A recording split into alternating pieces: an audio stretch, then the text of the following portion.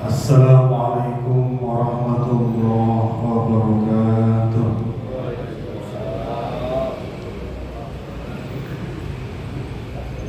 Alhamdulillah, alhamdulillahilladzi anzala al-Qur'an hudan lin-nasi wa bayyinatin minal huda wal furqan. Wassalatu wassalamu ala asrofil anam wa ala alihi wa ashabihi al-kiram. Amma ba'du, qalu subhanaka la ilma lana illa ma 'allamtana innaka antal alimul hakim. Allahumma ij'al ijtima'ana ijtima'an marhuman wa tafarruquna min ba'dihi tafarruqan ma'suman. Syukur alhamdulillah kita panjatkan kehadirat Allah Subhanahu wa taala. Alhamdulillah, malam Kamis kembali kita kumpul di Masjid Al-Hidayah setelah menunaikan ibadah sholat maghrib. Kita lanjut dengan kajian rutin tafsir Ibnu Katsir. Salawat dan salam semoga dilimpahkan kepada junjungan alam ahli habibana wa nabiyana wa maulana Muhammad sallallahu alaihi wasallam, ila hadratin Nabi Mustafa Muhammadin Rasulillah sallallahu alaihi wasallam wa ala alihi wa ashabihi wa azwajihi wa dzurriyyatihi wa ahli baitihi kiram, khususan ila sahibi risalah Syekh Abil Fida Muhammad Quraish bin Ismail bin Katsir Asy-Syafi'i Ad-Dimashqi rahimahullah wa qaddasa sirah wa nafa'ana Allahu bi'ulumihi. Wa khususan ajami masyayikhina wa ikhwanina wa jami' muslimin wa muslimat wal mu'minin wal mu'minat min masyayikhil ardi ila maqaribiha bi barriha wa bahriha wa farallahu dhunubahum wa khatayahum. Al-Fatihah. A'udzu billahi minasyaitonir rajim. Bismillahirrahmanirrahim. Alhamdulillahi rabbil alamin arrahmanir rahim maliki yaumiddin. Iyyaka na'budu wa iyyaka nasta'in ihdinas siratal mustaqim siratal ladzina an'amta 'alaihim ghairil maghdubi 'alaihim waladdallin. Amin.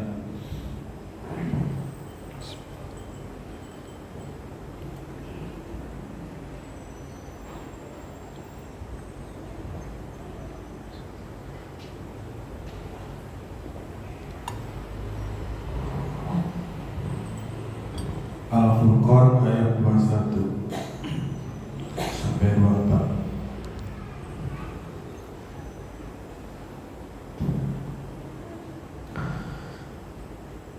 A'udzu billahi minasy syaithanir rajim. Bismillahirrahmanirrahim. Wa qala alladhina la yarjuna liqa'ana laula unzila alaina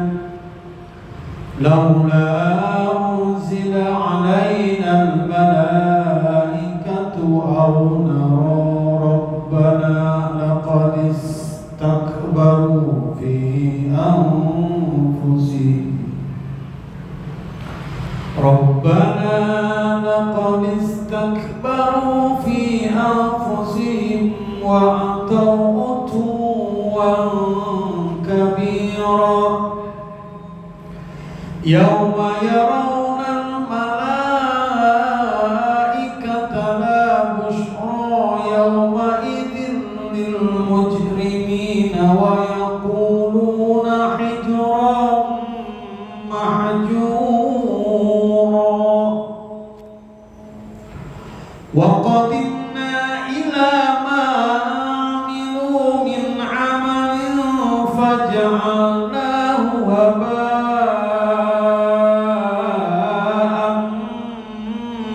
mansura. Ashabul jannati yawma idzin khairun mustaqarran wa ahsanu maqila. Shadaqallahul Azim. Yang malam Kamis kemarin belum selesai. Ada yang belum selesai, terutama penggalan ayat yang terakhir. Wa ja'alna ba'dakum li ba'din fitnatan atasbiruna wa kana rabbuka basira.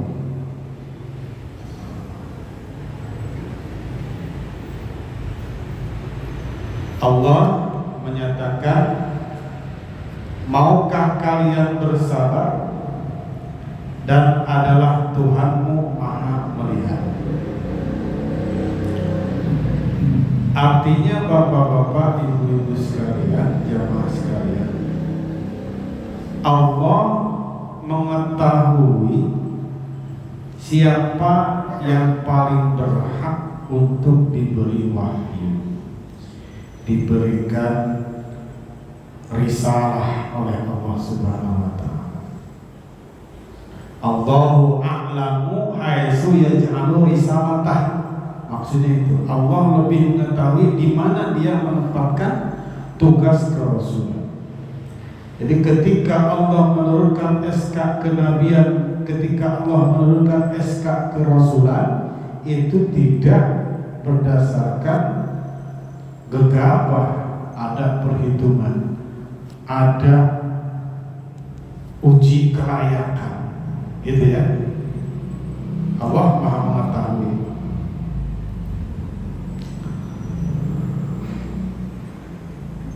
Nah, kenapa di sini dikatakan atas biruna? Karena Allah Subhanahu wa taala menurunkan risalah kerasulan itu kepada mereka yang siap untuk diuji oleh berbagai cobaan dari Allah Subhanahu wa taala.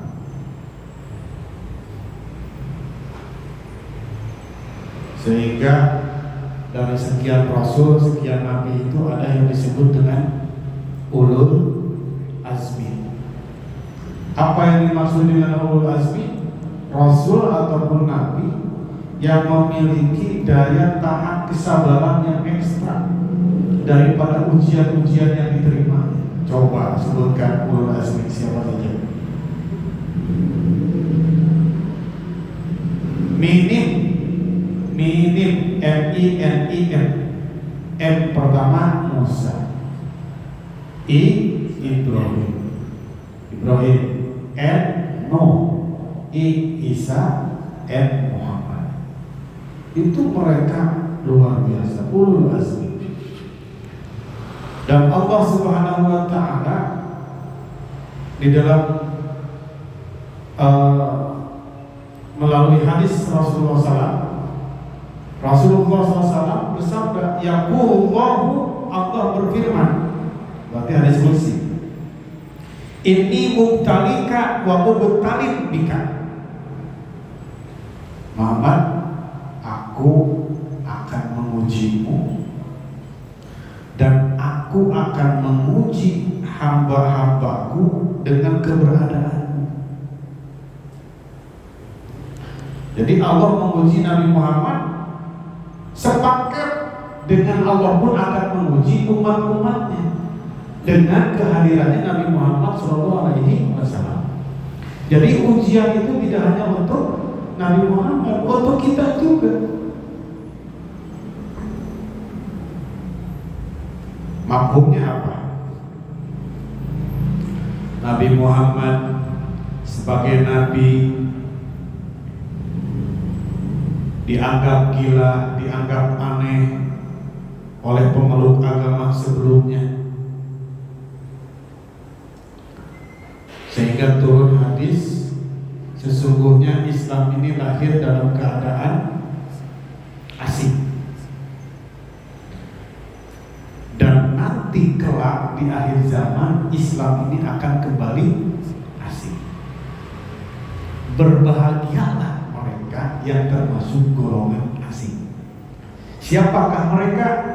Mereka yang berpegang teguh kepada ajaran agama Ketika Islam lahir, oleh penduduk masyarakat jahiliyah dianggap asing, aneh, sebut gila Nabi Muhammad itu, aneh, karena keluar dari kebiasaan zona nyaman mereka.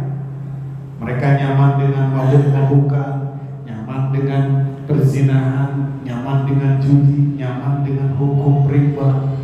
Turun agama Islam yang mengatur, mengharamkan judi, mengharamkan zina, mengharamkan khamr, bahwa hukum harus ditegakkan, bukan hukum riba yang berlaku.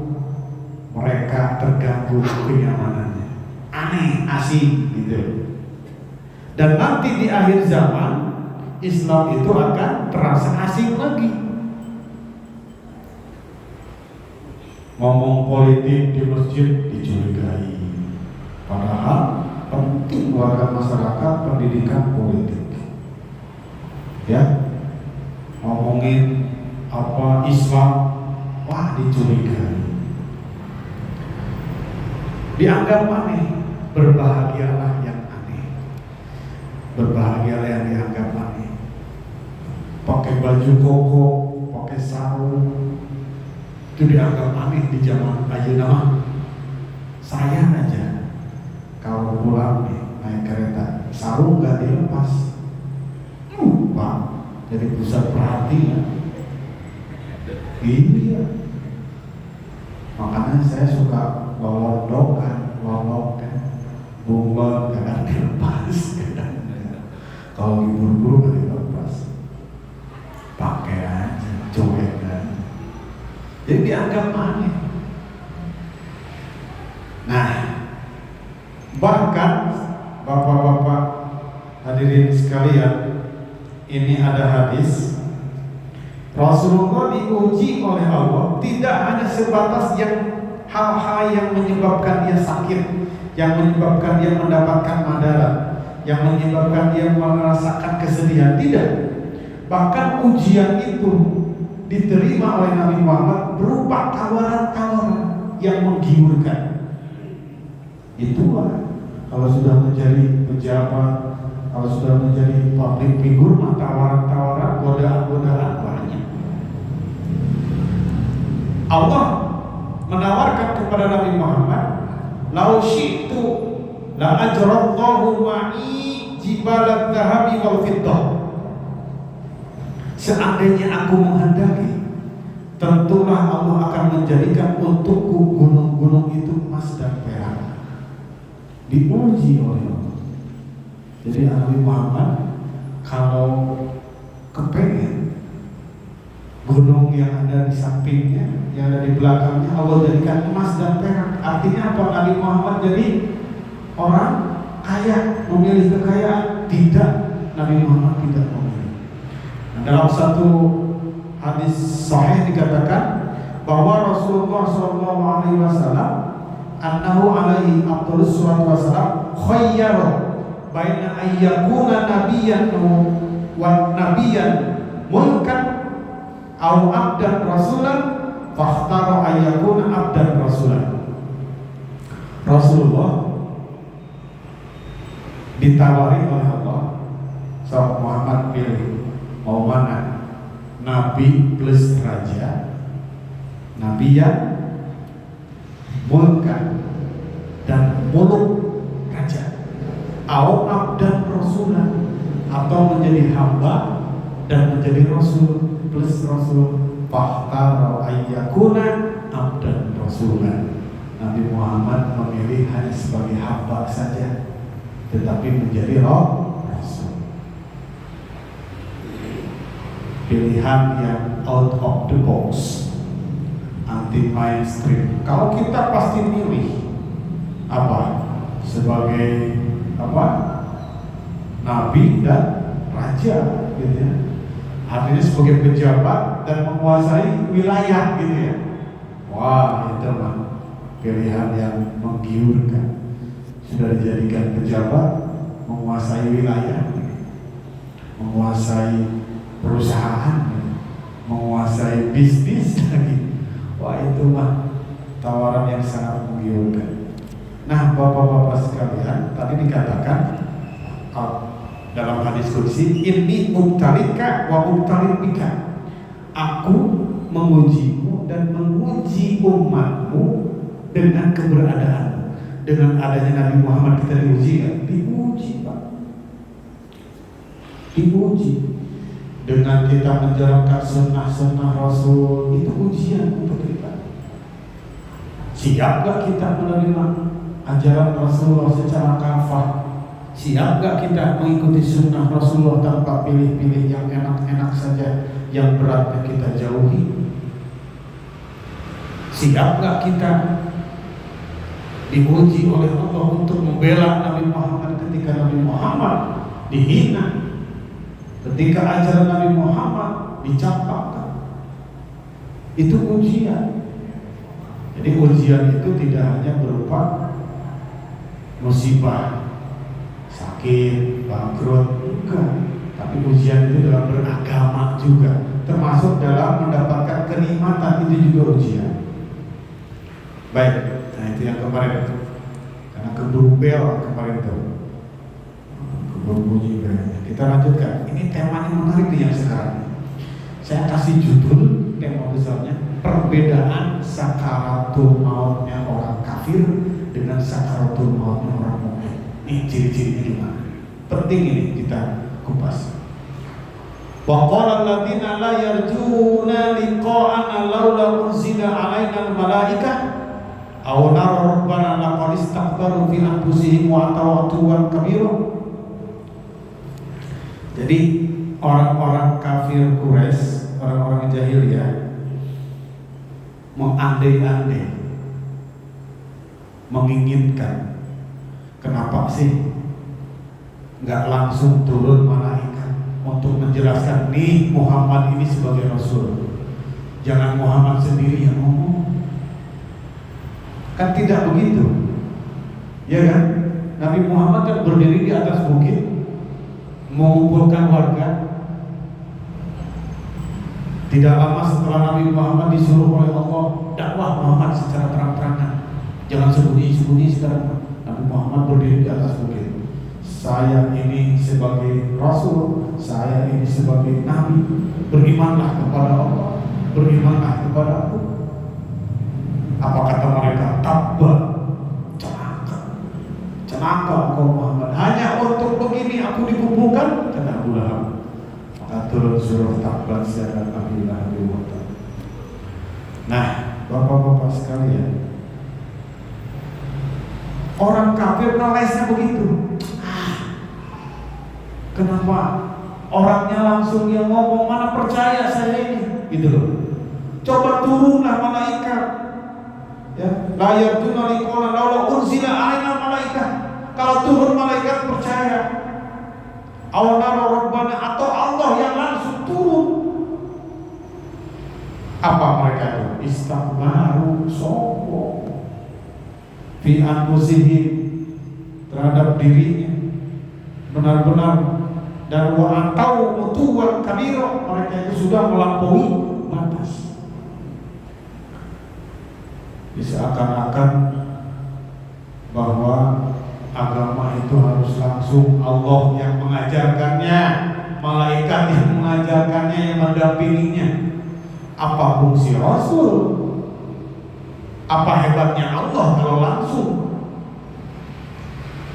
Dikatakan hebat itu kalau sudah bisa apa?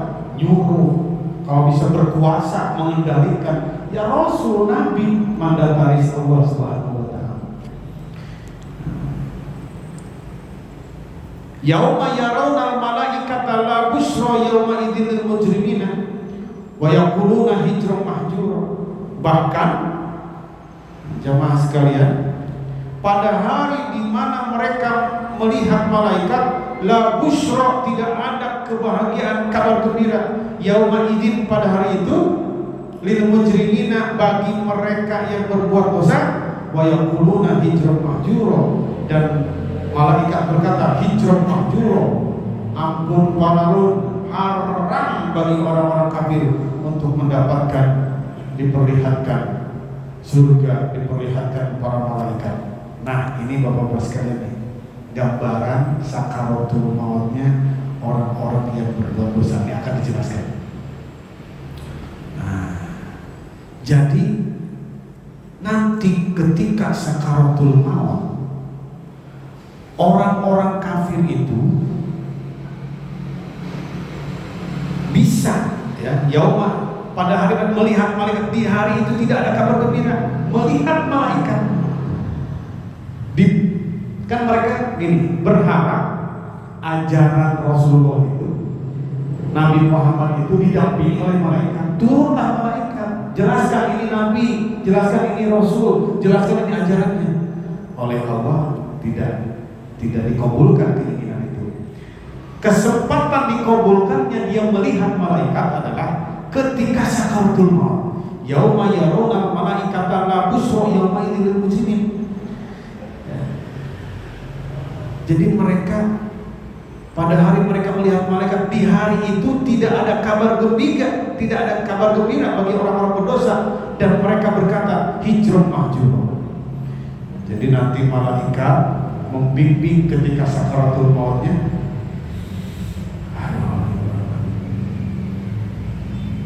Apa kata malaikat kepada mereka yang orang-orang kafir itu? Perkataannya, fatakulu al malaikatu lil kafiri inda khuruji ruhihi, ketika dicabut ruhnya dari jasad orang-orang kafir, apa berkata malaikat? Ikhriji ayyatuhan nafsul khabisah fil jasadil khabis.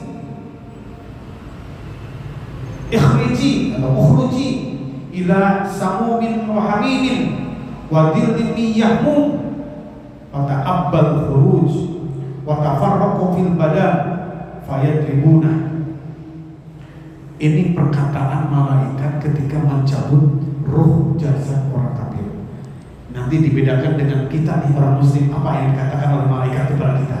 Kalau orang kafir dikatakannya begini, af'ala yu'minu if'ala uf'al ukhruji atau ikhriji, keluarlah kamu, hai roh, keluarlah dari jiwa yang kotor. Ya ayyatuhan nafsul khabisah fil jasadil khabis, keluarlah roh yang kotor dari tubuhmu yang kotor. Keluarlah ukhruji ila samumi wa hamim, keluarlah menuju angin yang sangat panas, air yang panas dan mendidih. Wa dhillin yahmum, dan dalam naungan yang kelam hitam. Lalu bagaimana? Wa tafarraqu fil badani fayadribuna. Lalu roh kafir itu menolak, bercerai-berai ke seluruh tubuhnya. Maka malaikat maut pun memukulinya, fayadribunahu, memukulinya. Seperti digambarkan di dalam surah Al-Anfal ayat 50. Walau taro id yatawaffal ladina kafarul malaikatu yadribuna wujuhahum wa adbarahum. Kalau kamu melihat ketika malaikat mencabut nyawa orang-orang kafir seraya memukul muka dan belakang mereka.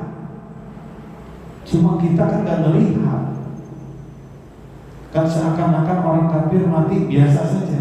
Padahal kalau ada orang yang bisa melihat, itu malaikat memukulinya dari mukanya, dari belakangnya. Ini Al-Quran yang bicara. Yadribuna wujuhahum wa adbarahum. Dalam ayat lain Al-An'am ayat 93, walau taro idzidz zalimuna fi ghamaratil maut wal malaikatu basitu aydihim. Alangkah dahsyatnya sekiranya kamu melihat di waktu orang-orang zalim ada dalam tekanan sakaratul maut, sedangkan para malaikat memukul dengan tangannya. Cuma kan indera kita gak bisa melihat. Coba kalau memperlihatkan gimana orang yang banyak dosa, orang yang zalim ketika sakaratul maut, ya pasti kita terkencing-kencing. ataupun panik takut.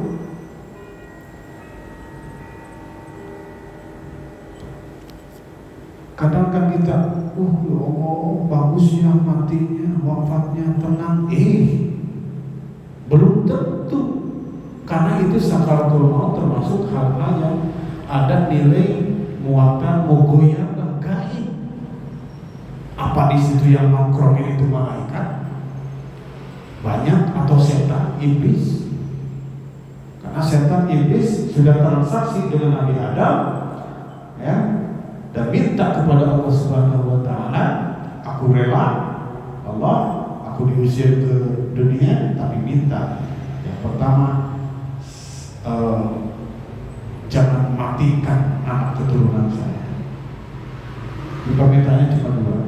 Yang kedua, izinkan saya untuk menggoda anak cucu Adam sampai sakaratul maut, sampai hari kiamat. Ya, jangan dikira, Pak. Makanya itu pentingnya talqin ketika sakarat, ketika sakit sudah di ICU tuh. Kalau di ICU kan agak susah ya. Di ruang ruangan itu sok ngaji, jangan malah jeblek, malah nangis, mewek. Iqra'u Yasin inda mautakum, bacakan Yasin di depan orang yang sebentar lagi mati. Nah, berikutnya, akhriju anfusakum al-yawma tujzauna adzabal hauni bima kuntum taquluna 'ala Allahi ghairil haqq wa kuntum an ayati tastakbirun. Keluarkanlah nyawa di hari kamu dibalas dengan siksaan yang menghinakan. Jadi tidak ada dalam Al-Furqan 22 ini la busyra, gak ada sama sekali kabar gembira. Jadi kan tadi minta malaikat turun atau untuk menguatkan Nabi Muhammad, jangan Muhammad langsung, malaikat dong turun menjelaskan tentang kerasulan Nabi Muhammad. Enggak dijawab oleh, enggak dikabulkan. Ketika dikabulkan pun, ketika sakaratul maut, malaikat kan, malaikat apa? Ijra'il dengan tidak memberikan la busyra yauma idzil lil mujrimin, tidak memberikan kabar gembira kepada orang-orang yang berbuat dosa. Tuh itu. Bapak-bapak sekalian, satu poin pertama, gambaran sakaratul maut orang-orang kafir, orang-orang berbuat dosa begitu. Nah, kita masuk kepada gimana kalau sakaratul maut orang mukmin. Yang kafir tadi bisa disimpulkan malaikat hadir, tapi dengan wajah yang tidak menggembirakan. Wajah yang tidak menggembirakan berarti sadis, berarti kejam, serem. Pasti itu. Tapi di sini Bapak-bapak sekalian, bukan hanya orang kafir, zalim, orang yang zalim juga. Apa itu zalim? Yang banyak dosa, yang banyak dosa juga akan dihadirkan malaikat yang serem, yang sadis, yang bengis, yang gelap. Dan tadi apa tambahannya? Dipukul dari depan, dari belakang, dicabik-cabik rohnya itu. Ketika nyabut roh dari nyawa itu dicabik-cabik sehingga hatta tafakur, sehingga berpisah-pisah.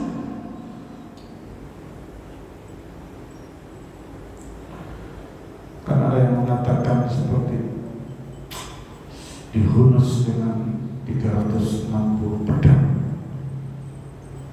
sakaratul maut itu. Ya Allah, ya Rabbi, ya Karim. Nah, sekarang gimana gambaran orang mukmin?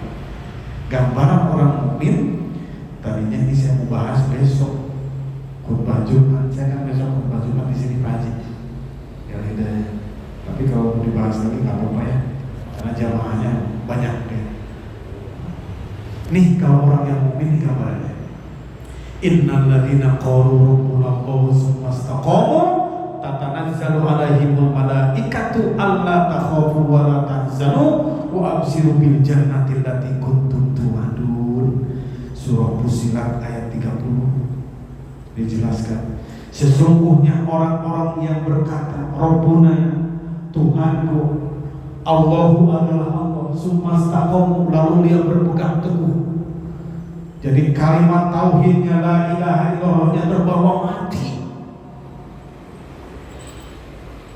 Man kana akhir kalamihi la ilaha illallah, kata Rasul, barang siapa yang akhir kalamnya, akhir ucapannya la ilaha illallah, dakhala jannah, masuk surga.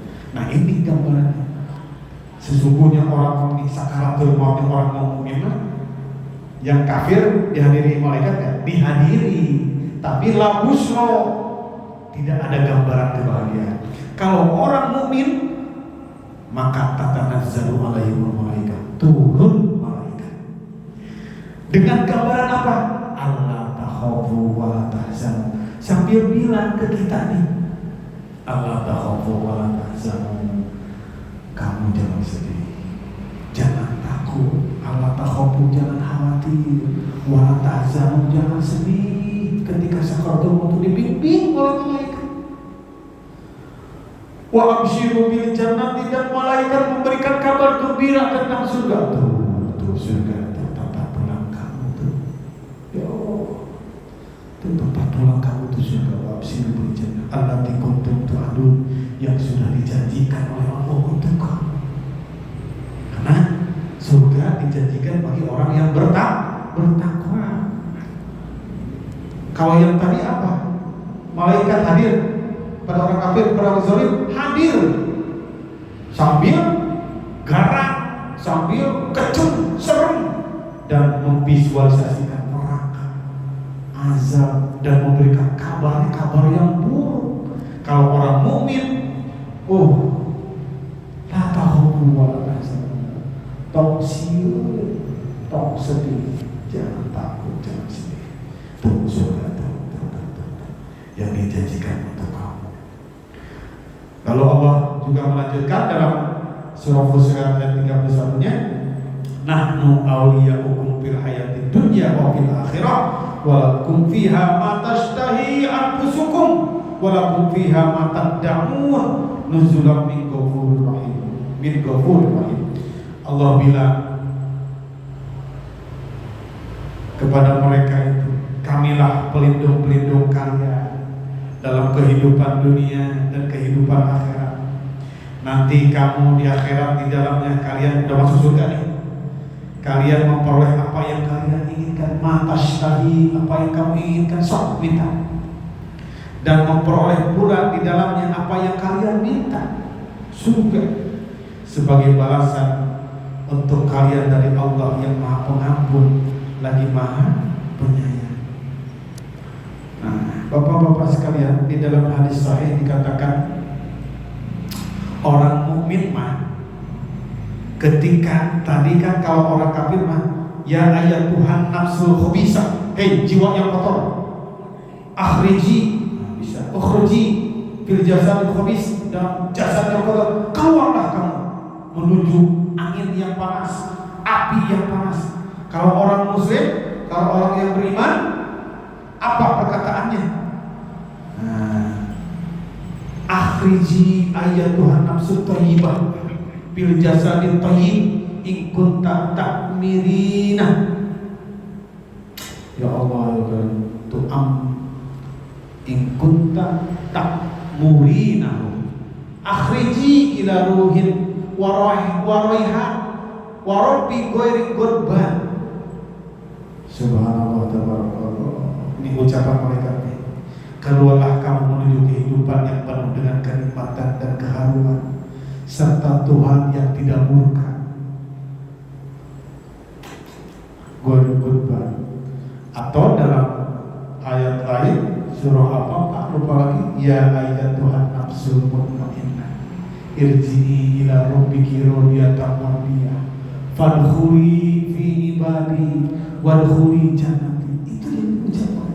Ya ayat Tuhan nafsul mutmainnah, wahai jiwa yang tenang, irji'i ila rabbiki, kembalilah menuju Tuhan, radiyatan mardiyah, dengan penuh keriduan dan kebahagiaan, kesenangan. Fadkhuli fi ibadi, masuklah wahai hamba-hambaku, wadkhuli jannati, masuklah kepada surgaku. Itu yang kita inginkan, yang kita harapkan adalah dibimbing oleh malaikat, ya. Juga kita digambarkan, divisualisasikan surga dengan kenikmatan-kenikmatan yang dijanjikan oleh Allah Subhanahu wa taala untuk mereka yang berhak menerimanya. Makanya di dalam surah Ibrahim ini kan ketika talqin dibacakan ini Pak, yusabbitullahu alladziina aamanu bil qawli tsabit. Kan ada tuh sabbataqallahu bil qawli tsabit, sabbataqallahu bil qawli tsabit, sabbataqallahu bil qawli tsabit, yusabbitullahu alladziina aamanu bil qawli tsabit fil hayatid dunya wa fil akhirah wa yudhillullahu adh-dhalimina wa yaf'alullahu ma yasha'. Saya beberapa kali mentampilkan ini, ada kalimat ini, kalimat takkir di atas kuburan itu ketika selesai ditutup tanah, sabbatakallah, kalau perempuan sabbatakillah bil qawli tsabit. Semoga Allah meneguhkan dengan keteguhan yang sebenar-benarnya. Yusabbitullahu alladziina amanu, Allah meneguhkan iman orang-orang yang beriman dengan ucapan yang teguh bil qawli tsabit fil hayatid dunya wa fil akhirah, di kehidupan dunia dan di kehidupan akhirat. Termasuk yang tadi ayat An-Nafsul Mutmainnah juga ketika talqin dibacakan. Tapi ketika sakaratul maut pun itu disunahkan. Kalau ada yang atau setelah meninggal sudah terbujur, aku bacakan itu. Di antara sekian rangkaian doa yang kita panjatkan ketika kita takziah kepada yang meninggal, bacakan doa itu. Ya ayyatuhan nafsul mutmainnah, irji'i ila rabbiki radiyatan mardiyah fadkhuli fi ibadi wadkhuli jannah. Wa yaquluna hijran mahjura, dan mereka berkata, mereka di sini siapa?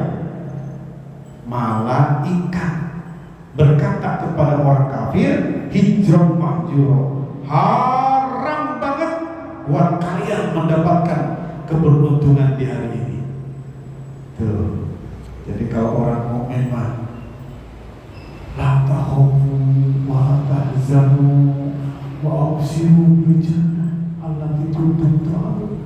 Jangan takut ketika kita sakaratul maut. Kalau kita bukan orang beriman, jangan takut, jangan sedih. Itu surga sudah menanti yang dijanjikan oleh Allah untukmu. Tapi kalau orang kafir, apa perkataan malaikat ketika sakaratul maut itu? Wa yaquluna hijran mahjura, haram kamu untuk mendapatkan kegembiraan nanti di akhirat, mendapatkan keberuntungan di hari ini. Jadi al-hijr itu artinya terlarang, haram. Kan di Arab juga ada haram. Nggak boleh. Ketika kita mau ziarah terlalu lama di Raudhah itu kan belajar haram, dilarang banget, disekat, buru-buru dengan doa dekat tuh pakai sekat. Ketika lama-lama di situ, apalagi kalau nangis baru udah langsung bersiap di situ. Ya, hijrun itu penghalang, termasuk kalau kita tawaf. Nah di situ di Ka'bah itu ada hijir Ismail, penghalang. Nggak boleh melewati ke situ, nggak boleh kita tawaf masuk ke situ, dilarang.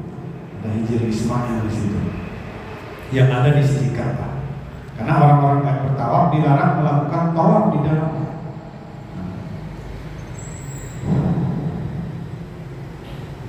Wa qadimna ila ma'amilu min amalin faja'alnahu haba'an mansura.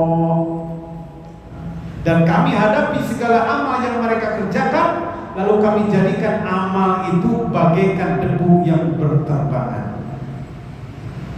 Jadi orang-orang kafir itu amalannya seperti debu yang berterbangan. Nih, Ibnu Katsir menafsirkan 3 haba mansur itu. Pertama adalah lubang angin. Haba mansur itu lubang angin. Pak, coba lubang angin. lubang angin Pak, yang agak gede lubang anginnya. Lalu panas, ada sinar matahari nyorot di situ, suka ada debu kecil-kecil, suka kelihatan nggak? Nah, itulah amal orang kafir. Berterbangan, nggak ada artinya. Yang kedua, arti haba mansura adalah air yang ditumpahkan, pluk, mencair, hilang. Seperti daun air dalam daun keladi, daun talas, tuangkan, hilang. Terus yang ketiga, haba mansura itu adalah seperti daun kering yang tertiup angin. Itu maknanya.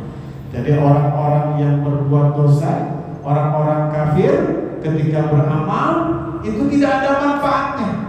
Seperti hanya debu yang ada di lubang angin yang terkena sinar matahari. Ditangkap nggak bisa, tapi ada. Kelihatan nggak? Ada. Ditangkap nggak ada. Nah, padahal orang musyrik itu sudah apa? Berobsesi, sudah punya ekspektasi saya bisa diselamatkan di akhirat dengan amalan-amalannya. Haba mansura. Nah, sementara orang mukmin bagaimana nanti di akhirat?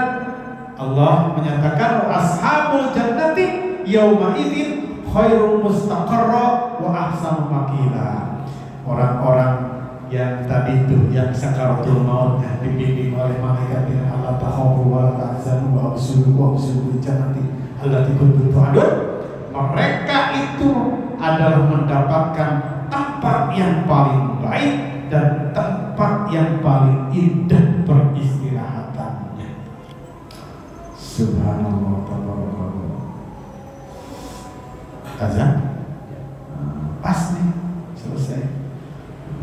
Fa amma man utiya kitabahu bi yaminih fa sawfa yuhasibu hisaban yasira wa yanqalibu ila ahlihi masrura. Orang yang diberikan kitab amalannya itu di sebelah kanan, maka dia akan diperiksa dengan pemeriksaan yang mudah dan dia akan kembali kepada tempat yang menggembirakan, yaitu surganya Allah Subhanahu wa ta'ala.